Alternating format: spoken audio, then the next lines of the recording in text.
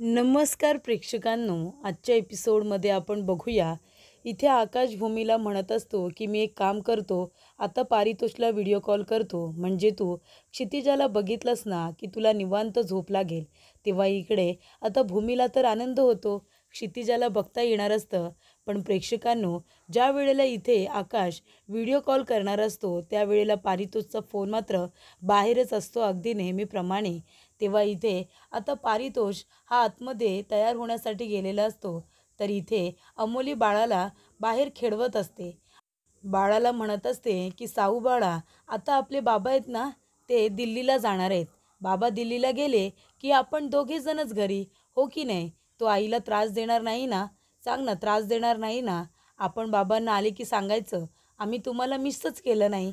असं ती आता बाळाला खेळवत असते. तेवढा तिथे आकाशचा व्हिडिओ कॉल आलेला असतो. तेव्हा इकडे अमोली व्हिडिओ कॉल आल्यानंतर खूपच जास्त रागवते, पण इथे आकाशचा व्हिडिओ कॉल ती उचलते, कारण तिला नेहमीप्रमाणे इथे त्यांना सुनवायचं असतं ना, म्हणून. तेव्हा इथे व्हिडिओ कॉल उचलल्यानंतर आकाश म्हणत असतो की अमोली, पारितोष कुठे आहे? तेव्हा पारितोष आता आतमध्ये गेलायच, तो तयार होतोय, कारण का उद्या त्याची दिल्लीची फ्लाईट आहे ना, म्हणून. तेव्हा इकडे अमोली म्हणत असते, का आकाश, पण तू का फोन केलायस? तेव्हा आकाश म्हणतो, नाही असं काही नाही, सहजच फोन केला होता. तेव्हा अमोली म्हणत असते, आकाश, तुला काय वाटलं, मला कळत नाही आहे का तुझं आणि पारितोषचं काय चाललं आहे ते? तुम्ही दोघंजणं मिळून एकमेकांना व्हिडिओ कॉल करता आणि इथे भूमीला बाळाला दाखवता ना? मला सगळं काय माहिती आहे, कळलं का तुला? तेव्हा इथे आकाश म्हणतो, अमोली, नाही असं खरंच काही नाही.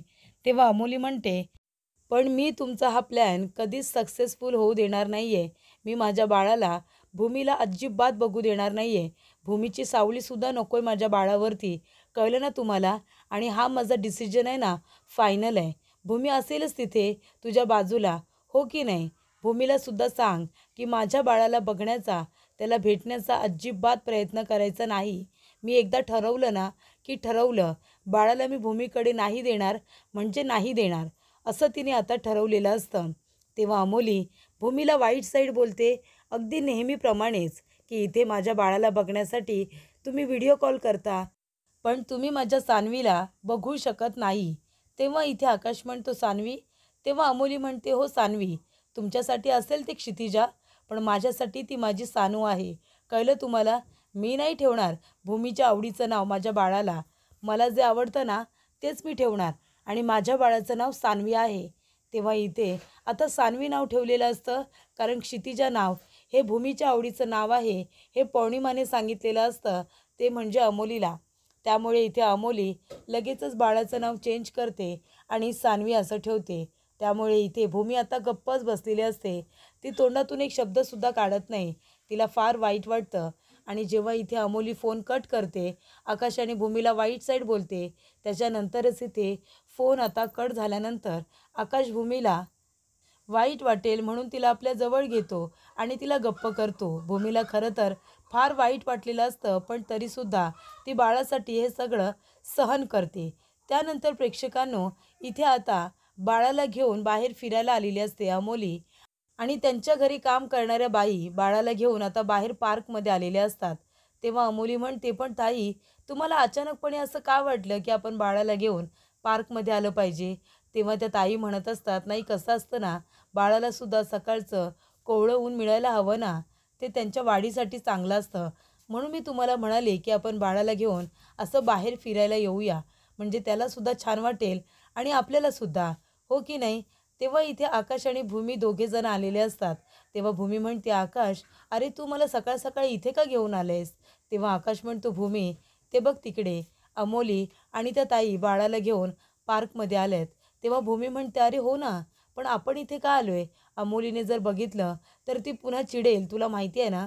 तेव्हा आकाश म्हणतो, भूमी, हा प्लॅन मी आणि पारितोष आम्ही दोघांनी मिळून केला आहे.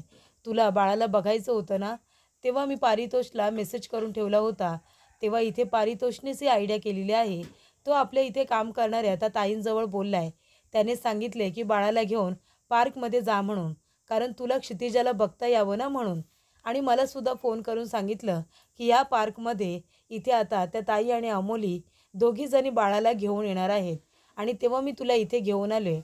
माझी बायको डिस्टर्ब आहे, बाळाला बघता आलं नाही म्हणून तिने खूप टेन्शन घेतलं होतं ना, पण तू रिलॅक्स असलं पाहिजे, टेन्शन फ्री असलं पाहिजे आणि म्हणूनच मी इथे आता बाळाला बघण्यासाठी तुला घेऊन आलो आहे. आता बघ बरं, बाळाला डोळे भरून बघून घे. तेव्हा इथे आता भूमी बाळाला बघत असताना त्याला इथे आता मध्येच अमोली येते आणि बाळाच्या अगदी जवळ येऊन बसते. त्याच्यामुळे अमोली आता मध्येच बसल्यामुळे भूमीला काही बाळ दिसत नसतं. तेव्हा भूमीला वाईट वाटतं. त्यानंतर इथे आता त्या ताईंच्या लक्षात येतं की भूमीला बाळ दिसत नाही आहे म्हणून आणि त्या ताईसुद्धा खूप चांगल्या असतात. इथे पारितोषने त्यांना सांगितलेलं असतं की भूमीला बाळाला बघता यायला हवं. तेव्हा ताईसुद्धा आता एक आयडिया करतात. अमोली आता मध्येच बसलेली असते, त्यामुळे इथे ताई बाळाला उचलतात, पाळण्यामधून बाहेर काढतात आणि अशा ऊन लागायला हवं आहे म्हणून आता खालतीवरती बाळाला करत असतात. तेव्हा इकडे हातामध्ये घेऊन आता बाळाला छान खेळवत असतात. अमोलीला कळत नसतं की अचानकपणे ताईंनी बाळाला बाहेर का काढलं, पण इथे ताईंची आयडिया ताईंनाच माहिती. बाळाला आता बाहेर काढलेलं असतं जेणेकरून बाळाचा चेहरा आणि बाळ भूमी आणि आकाश या दोघांनाही बघता यावं म्हणून ही आता आयडिया केलेली असते. तेव्हा भूमीला सगळ्यात जास्त आनंद झालेला असतो. इथे आकाश आणि पारितोष यांनी छान अशी आयडिया आता शोधून काढलेली असते आणि त्यामुळे इथे भूमीच्या चेहऱ्यावरती हसू आलेलं असतं. तेव्हा इथे ताई आता बाळाला खेळवत असतात, बाळाला इथे उंच उडवत असतात जेणेकरून बाळाचा चेहरा भूमीला दिसावा म्हणून. तर इथे ताईंनी सुद्धा त्यांना दिलेली जबाबदारी अगदी व्यवस्थितरित्या पार पाडलेली असते. बाळाचा चेहरा भूमी बघते, त्याला डोळे भरून बघते आणि इथे ताईसुद्धा भूमीसाठी एवढी मोठी रिस्क घेतात. अमोली असताना देखील बाळाला स्वतः पाळण्यातून बाहेर काढतात. तेव्हा इथे भूमी आता बाळाला बघते. त्यानंतरला इथे ताई आता बाळाला खूपच जास्त असं वरती खालती उडवत असल्यामुळे अमोली लगेचच बाळाला ताईंच्या हातातून घेते आणि म्हणते की बास झालं, बास झालं, आता बाळाला खूप ऊन लागलं, एवढं पण ऊन नको आहे, बाळाला त्रास होईल. आणि त्यामुळे इथे भूमी जे काही स्वप्न बघत असते तिने बाळाला हातामध्ये घेतलंय आणि छान ती बाळाला खेळवते. असं ती स्वप्न बघत असते, ते स्वप्न लगेचच तिचं तुटतं. कारण अमोली बाळाला आपल्या हातामध्ये घेते आणि म्हणते की चला आता आपण सावलीमध्ये जाऊया ना, बाळाला ऊन लागेल ना, आपण सावलीमध्ये जाऊया. तेव्हा अमोली बाळाला आता सावलीमध्ये घेऊन बसते. तेव्हा आकाश म्हणतो, भूमी तू खुश आहेस ना, बास झाला आता, तुझ्या मनासारखं तर झालं, बाळाला तू डोळे भरून बघितलंस, चल आजच्या पुरतं बास झालं, आपण आता नंतर कधीतरी बाळाला असंच बघूया. त्यानंतर प्रेक्षकांनो इथे आकाशला गायकवाड सरांचा फोन आलेला असतो. गायकवाड सरांचा फोन आल्यानंतर आकाश आणि भूमी दोघेही आता पोलीस स्टेशनला जातात. पोलीस स्टेशनला गेल्यानंतर तिथे आता गायकवाड सर त्या ड्रायव्हर लोकांना मारत असतात. तेव्हा त्या ड्रायव्हर लोकांना मारत असताना गायकवाड सर विचारत असतात की सांगा रागिनी मॅडम यांना तुम्ही का बरं किडनॅप केलं होतं. तेव्हा ते म्हणत असतात की आम्ही असं काहीही केलेलं नाही आहे. तरीसुद्धा इथे गायकवाड सर म्हणत असतात की मगापासून इतका मार खाताय तरी पण तोंड उघडायला काही तुम्ही तयार नाही. सांगा बरं का तुम्ही रागिनी मॅडम यांना किडनॅप केलं होतं, काय मिळालं हे सगळं करून. तेव्हा ड्रायव्हर म्हणत असतात आम्ही खरं सांगतोय, असं खरंच काही नाही केलं आहे. तरीसुद्धा इथे गायकवाड सर आता चांगलेच त्यांच्या थोबाडीत देत असतात आणि बरोबर आकाश आणि भूमी आल्यानंतरच इथे आता ते लोक तोंड उघडतात आणि म्हणतात की हो आम्हीच त्यांना किडनॅप केलं होतं, कारण आम्हाला त्यांना मारायचं होतं. त्यांनी ओळखलं होतं की आम्हीच इथे त्यांचा माल पळवला आहे म्हणून आम्ही त्यांना किडनॅप केलं होतं. तेव्हा आकाश म्हणतो का का केली तुम्ही ही हिंमत. तेव्हा इथे भूमी म्हणत असते आकाश तू शांत हो बरं, हे बघ गायकवाड सर आहेत ना, तू उगाच त्यांना नको हात लावू, कायदा हातात घेऊ नकोस. तेव्हा इथे गायकवाड सर म्हणतात हे बघा आकाश सर, तुम्ही अजिबात काळजी करू नका, मिस्टर आकाश आम्ही यांना बरोबर धडा शिकवतो. तेव्हा गायकवाड सर म्हणतात तुम्ही जर त्यांना किडनॅप केलं होतं तर आधी का नाही सांगितलं, तुम्ही का गप्प बसलात. तेव्हा ते लोक म्हणतात अहो सर इथे आता माल पळवला म्हणून आमच्यावरती एवढा मोठा चार्ज लागणार नाही, जेवढा चोरीचा चार्ज लागेल ना त्याच्यापेक्षाही जास्त मोठा चार्ज लागतो, तो म्हणजे किडनॅपिंगचा. आणि मग त्यातून आमचं वाचणं कठीण झालं असतं ना, म्हणूनच आम्ही तेव्हा तुम्हाला काही नाही सांगितलं. पण रागिनी मॅडम यांना आम्हीच किडनॅप केलं होतं. किडनॅपिंगचे चार्जेस इथे खूप मोठे लागतील म्हणून तुमच्यापासून ही गोष्ट लपवली. गायकवाड सर म्हणतात तसेही तुमच्यावरती किडनॅपिंगचे चार्जेस हे लागणारच आहेत, तुम्हाला धडा शिकवला जाणार आहे. जा बरं शिंदे, आत्ताच्या आत्ता यांना अरेस्ट करा चला आणि यांच्यावरती किडनॅपिंगचा गुन्हासुद्धा दाखल करा. त्यानंतर इथे आकाश म्हणत असतो की मला वाटलंच होतं आत्या जे काही बोलते ते सगळं खरं आहे म्हणून. भूमीला फार आश्चर्य वाटलेलं असतं. आकाश म्हणतो, भूमी, मी जाऊन आत्याला फोन करतो आणि सांगतो की या लोकांनी त्यांचा गुन्हा कबूल केला आहे म्हणून. तेव्हा आकाश तिथून गेल्यानंतर भूमी आता गायकवाड सरांना म्हणत असते की गायकवाड सर, या लोकांनी जरी गुन्हा कबूल केला असला ना, म्हणजे आत्ता जे काही बोलतायत हे जरी सगळं खरं असलं असं आपल्याला वाटतंय, पण तरीसुद्धा नाही, यापेक्षाही पलीकडे नक्कीच काहीतरी असं घडलंय ना, त्याबद्दल आपल्याला काहीच माहिती नाही आहे. मला अजूनही असंच वाटतंय की आत्याना नक्कीच काहीतरी आपल्यापासून लपवण्याचा प्रयत्न करतायत. आत्या खूप मोठं सत्य आपल्यापासून लपवतायत, आपल्याजवळ खोटं बोलतायत असंच वाटते मला गायकवाड सर, असं भूमी म्हणते. तेव्हा इथे गायकवाड सरांना सुद्धा त्या लोकांवरती आणि रागिणीवरती संशय हा आधीपासूनच असतोच. त्याचबरोबर प्रेक्षकांनो, इकडे आता रागिणी शांतपणे बसलेली असते, सगळ्याचा आनंद घेत असते. जेव्हा इथे मानसी तिच्यासाठी आता हळदीचा दुधाचा ग्लास घेऊन येते, तेव्हा ती हळदीचं दूध पित असते आणि मनामध्ये विचार करत असते की त्या ट्रक ड्रायव्हरच्या कुटुंबाची जशी जबाबदारी घ्यायला मी तयार झाले, तसंच बिचाऱ्यांनी लगेच स्वतःवरती गुन्हा घेतला आणि मोकळे झाले. आता त्यांच्या कुटुंबाची जबाबदारी घ्यायची की नाही हे माझ्या हातात आहे. तेव्हा इथे रागिणी हसायला लागते. तेव्हा आजी विचारत असतात, काय गं रागिणी, काय झालं, का हसतेस तू? तेव्हा रागिणी म्हणते, बघ ना गाई, किती मोठं संकट आलं होतं ना माझ्यावरती. मला किडनॅप काय केलं, मला मारण्याचा प्रयत्न काय केला, पण शेवटीला काय झालं गं? आई योगेश्वरी माझ्या पाठीशी होतीच, म्हणून तर एवढ्या मोठ्या संकटातून मी वाचले की नाही. आई योगेश्वरीचा आशीर्वाद माझ्या पाठीशी अगदी नेहमीच आहे, म्हणून तर माझ्यावरचं सगळं संकट असं दूर पळून गेलं की नाही. तेव्हा आजी म्हणते, हो गं, अगदी बरोबर बोलतेस तू. तेवढ्यातच तिथे यशपाल आलेला असतो. यशपाल लगेचच आपल्या नाटकाला सुरुवात करतो. यशपाल म्हणत असतो, अगं रागिणीताई, अगं आहेस कुठे तू? अगं माझ्यासाठी तू देव आहेस, देव.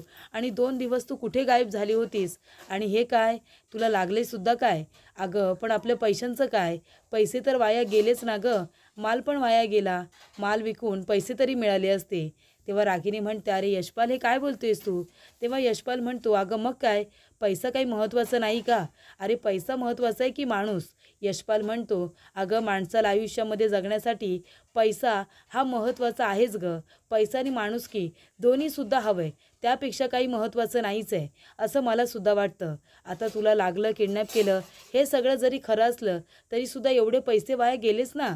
तेव्हा रागिणी म्हणते, बरं गप्प बस, तुझ्या बोलण्याला काही इथे बुंदा शेंडा आहे का? काही काय बोलतोस तू? तेव्हा यशपाल म्हणतो, बरं ते सगळं जाऊ दे, आता पुढच्या पैशांचं काय? पैशांचं काय करणार आहेस तू? तेव्हा रागिणी म्हणते, अरे काय बोलतोयस तू? मी आत्ताच बरी होऊन आली आहे ना, पैसे काय कमवीन मी. तू कशाला रे आता पैशांची काळजी एवढी करतोयस?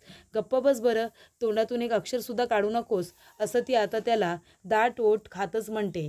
त्यानंतर आकाश आणि भूमी दोघेही त्या ठिकाणी आलेले असतात. तेव्हा आकाश आल्या आल्या रागिणीला विचारतो की आत्या, तू ठीक आहेस ना? बरं वाटते ना तुला आता? तेव्हा रागिणी म्हणते, हो रे बाबा, आता मी एकदम ठीक आहे. तेव्हा इथे गायकवाड सरांनी त्या लोकांकडून सत्य वधवून घेतले. त्यांनी आत्याला किडनॅप केलं होतं, म्हणजे आत्या जे काही बोलते ते सगळं खरं आहे आणि आता ते सत्य आपल्याला कळलंय सुद्धा.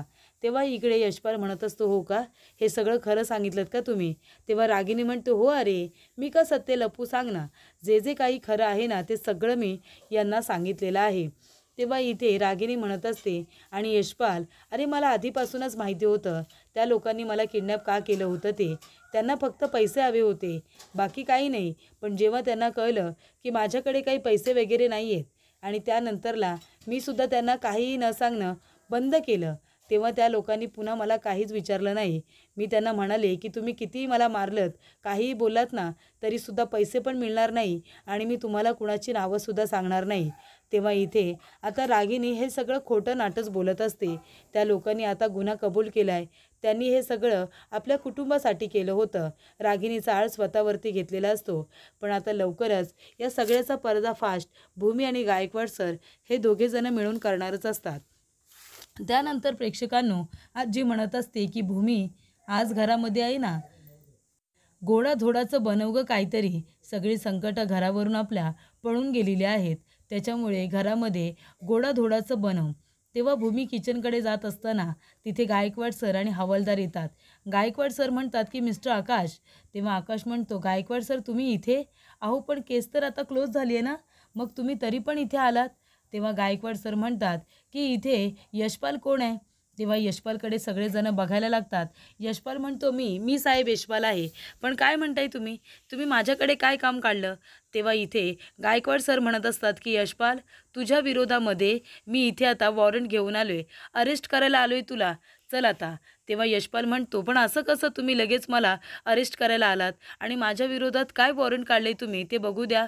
तेव्हा गायकवाड सर म्हणतात अरे वा, आजकाल पोलिसांपेक्षा इथे गुन्हेगारांनाच कायदा जरा जास्तच कळायला लागलाय नाही का. आणि ते इथे आता वॉरंट घेतात आणि यशपालला दाखवतात आणि ते म्हणतात की मी सुद्धा आहे ना कायद्यात बसूनच सगळी कामं करत असतो, मी सुद्धा वॉरंट घेऊनच तुला इथे अरेस्ट करायला आलो आहे, तू जे काही केलेस ना ते चल आता पोलीस स्टेशनला सगळं काही सांगतो. तेव्हा आकाश म्हणतो पण गायकवाड सर त्यांनी काय केलं आहे काय ते तरी आम्हाला सांगा. तेव्हा गायकवाड सर म्हणतात की ते तुम्हाला लवकरच कळेल, पोलीस स्टेशनला या, तिथे आल्यानंतरच त्यांच्याशी बोला, आता आम्ही काही सांगू शकत नाही आहे. हवालदार चला यांच्या हातामध्ये बेड्या ठोका आणि यांना आत्ताच्या आता अरेस्ट करा चला. यशपाल घाबरलेला असतो. यशपाल म्हणतो पण साहेब अहो मला का तुम्ही अटक करायला आलात, मी तर एक नंबरचा साधा माणूस आहे. त्यानंतरला गायकवाड सर म्हणतात साधे माणूस आहात ना, मग तसं सिद्ध करा, चला आत्ताच्या आता पोलीस स्टेशनला चला. आणि त्यांना घेऊन गेल्यानंतर रागिनी मात्र खूपच जास्त टेन्शनमध्ये आलेली असते. रागिनी म्हणते ह्या यशपालला आता का अरेस्ट केलं असेल, याने त्या व्हिडिओबद्दल तर कुणाला काही सांगितलं नसेल ना. नाही व्हिडिओबद्दल नाही, त्याची संस्था खोटी आहे हे तरी सगळ्यांना कळलं नसेल ना. तेव्हा इथे रागिनीच्या मनामध्ये आता वाटेल तसे आता इथे प्रश्न निर्माण झालेले असतात. तिला असं वाटत असतं की यशपालने जर माझ्या विरोधात तोंड उघडलं, तो व्हिडिओ जर इथे पोलिसांना किंवा दुसरं कुणाला दाखवला तर माझं मात्र काही खरं नाही आहे, मला मेल्याशिवाय दुसरा कुठलाही पर्याय नाही आहे. तेव्हा रागिनी म्हणते की अरे देवा, यशपालला का बरं पोलीस घेऊन गेले असतील, काय केलं काय त्या बिचाऱ्याने, आता तर कुठे घरी आला होता ना. तेव्हा इथे आता रागिनी म्हणत असते मी आत्ताच्या आत्ता जाते, पोलीस स्टेशनला जाऊन यशपालला भेटते आणि त्याला घेऊन येते, तो निर्दोष आहे असं सांगते मी त्यांना.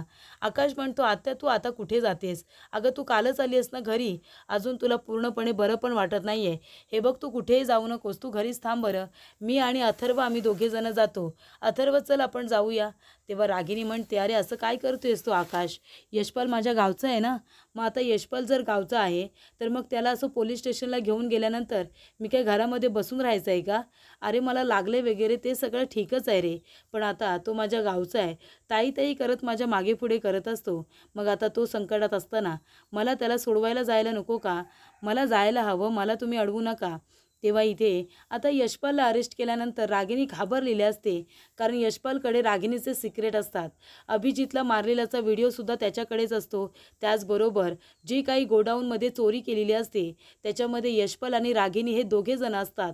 आणि त्याचबरोबर इथे रागिनीने स्वतःलाच किडनॅप करून घेतलेलं असतं, हे सत्यसुद्धा यशपालला कळलेलं असतं. त्यामुळे जर यशपालने एकदा तरी तोंड उघडलं तरी मी पूर्णपणे गोत्यात येऊ शकते, हे रागिनीला अगदी बरोबर माहिती असतं आणि त्यामुळेच रागिनी घाबरलेली असते.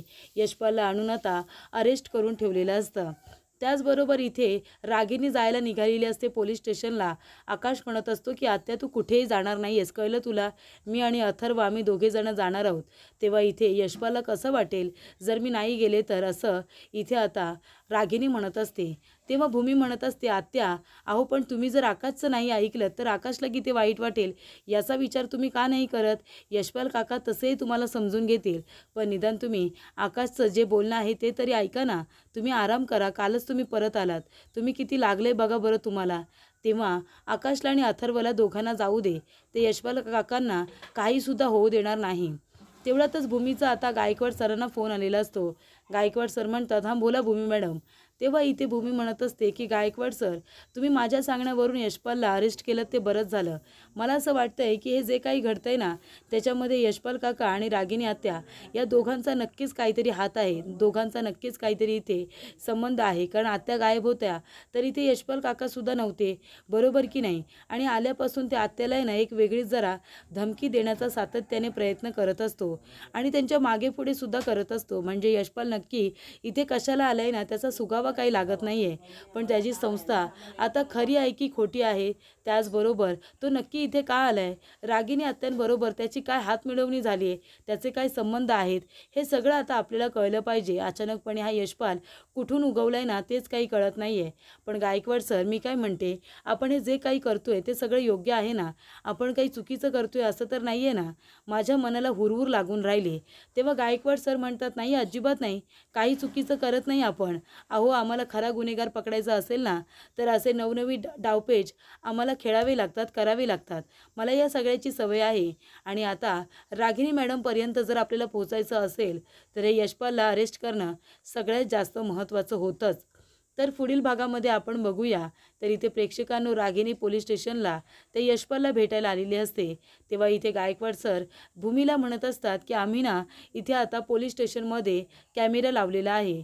रागिनी मॅडम तिथे आल्यानंतर यशपाल बरोबर त्यांचं काय बोलणं होतंय दोघांचं, हे सगळं त्या कॅमेऱ्यामध्ये आता कैद होईल. सगळं काही कॅमेऱ्यामध्ये रेकॉर्ड होईल आणि मग तोच कॅमेरा आपण यांना त्यांच्या विरोधात वापरायचा, असं इकडे आता गायकवाड सरांनी ठरवलेलं असतं. त्याचबरोबर इथे त्यांनी सुद्धा खूपच छान अशी आयडिया केलेली असते, खूपच छान असं प्लॅनिंग त्यांनी केलेलं असतं. तेव्हा इकडे गायकवाड सरांनी फोनवरती भूमीला हे सगळं समजावून सांगितलेलं असतं की त्यांनी कशा पद्धतीने यशपालला आणि रागिनीला रंगेहात पकडण्यासाठी इथे सापळा रचलेला असतो आणि त्यानुसारच त्यांची कामगिरी आता होत असते. तेव्हा इकडे पोलीस स्टेशनमध्ये रागिनी मॅडम आलेले असतात यशपालला भेटायला. तेव्हा यशपाल म्हणतो, रागिनी ताई, अगं बरं झालं तू आलीस. बघ ना, मी काही केलेलं नाही आहे. या लोकांनी मला का अटक केलं आहे मला खरंच माहिती नाही आहे. मी काही सांगितलेलं सुद्धा नाही आहे त्यांना अजून. तेव्हा इथे रागिनी आपल्या मोबाईलमध्ये एक मेसेज टाईप करते. ती सांगते की आता तोंडातून एक शब्दसुद्धा काढू नकोस, कारण इथे कॅमेरा बसवलेला आहे. हे आता रागिनी यशपालला सांगते. भूमीला आणि गायकवाड सरांना त्याबद्दल माहितीच नसतं. भूमी म्हणत असते की रागिनी आत्या, आता तुम्ही यशपालची मदत करायला गेलाय ना, तिथे गेल्यानंतर तुम्ही यशपाल बरोबर जे जे काही बोलणार आहात ना ते सगळं इथे आता रेकॉर्ड होणार आहे आणि ते सगळं सत्य आम्हाला कळणार आहे, असं भूमी आता म्हणते.